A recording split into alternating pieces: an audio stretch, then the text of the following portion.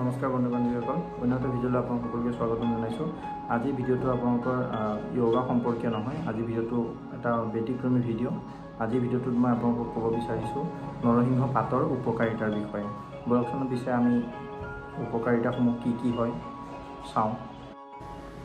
নৰসিংহৰ চাটনি বা আঞ্জা বনাই খালে ব্লাড চুগাৰ কণ্ট্ৰল হয়। নৰসিংহই এলাৰ্জিক ৰিলিফ কৰে আৰু ই স্কিনৰ কাৰণে বহু উপকাৰী।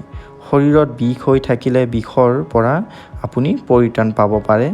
আৰু তাৰ উপৰিও নৰসিংহই হাৰ্টৰ যোনবিলাক প্ৰব্লেম থাকে সেইবোৰ ছল্ভ কৰাত বহুখিনি সহায় কৰে।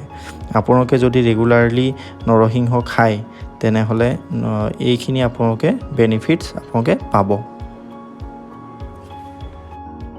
মই যিখিনি বেনিফিটৰ বিষয়ে আপোনালোকক ক'লোঁ, সেই বেনিফিটসমূহ যদি আপোনালোকে ৰেগুলাৰলি নৰসিংহৰ পাত সেৱন কৰে তেতিয়াহ'লে নিশ্চয় পাব। তেন্তে অন্য এটা ভিডিঅ'ত লগ পোৱাৰ আশাৰে আজিলৈ নমস্কাৰ।